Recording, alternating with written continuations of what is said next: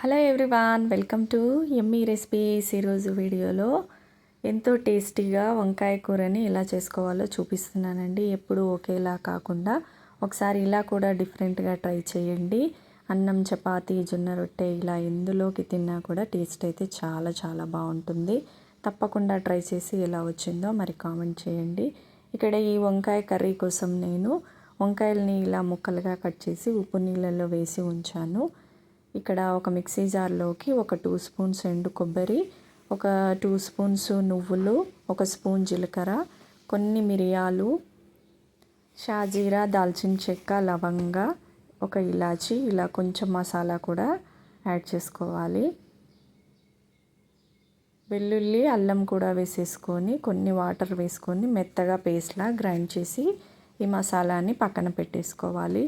ఇప్పుడు stove on చేసుకొని వేరొక ప్యాన్లో 2 టేబుల్ స్పూన్ల ఆయిల్ వేసుకొని 2 ఆనియన్స్ కూడా ఇలా సన్నగా ముక్కలుగా కట్ చేసి వేసుకోవాలి. ఇందులోనే కొంచెం కరివేపాకు కూడా వేసుకొని వేగిన తర్వాత ఈ వంకాయ, టమాటా, తగినంత సాల్ట్ వేసుకొని వంకాయ, టమాటా మెత్తబడేంత వరకు ఫ్రై చేసుకోవాలి.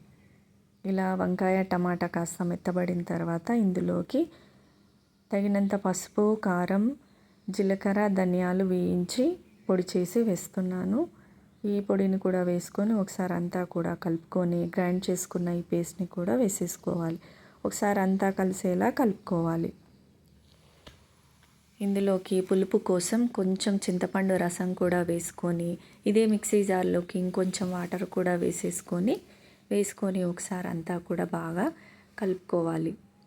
మీ దగ్గర కసూరి మేతి ఉంటే కొద్దిగా కసూరి మేతి వేసుకోండి, టేస్ట్ బాగుంటుంది.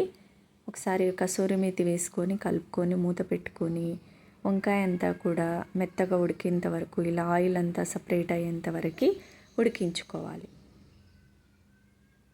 అంతేనండి, వంకాయ మెత్తబడి ఉడికేంత వరకు ఉడికించుకొని లాస్ట్లో కొత్తిమీర వేసేసుకొని స్టవ్ ఆఫ్ చేసుకున్నామంటే ఎంతో టేస్టీ అయిన వంకాయ కర్రీ రెడీ అండి. మిగతా వంకాయ రెసిపీస్ కూడా డిస్క్రిప్షన్లో ఇస్తాను, తప్పకుండా వాచ్ చేయండి.